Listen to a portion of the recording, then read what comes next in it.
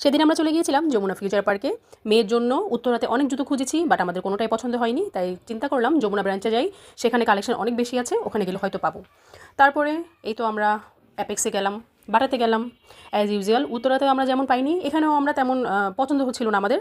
পরে এই যে বাটাতে ঢুকে তো বাচ্চারা বেরই হতে চায় না, কারণ ওনাদের এত সুন্দর প্লেগ্রাউন্ড আছে।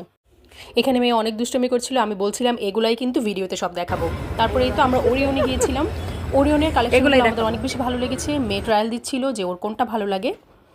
আমরা কিন্তু এখান থেকে ওর জন্য একটা শুজ নিয়ে নিয়েছিলাম।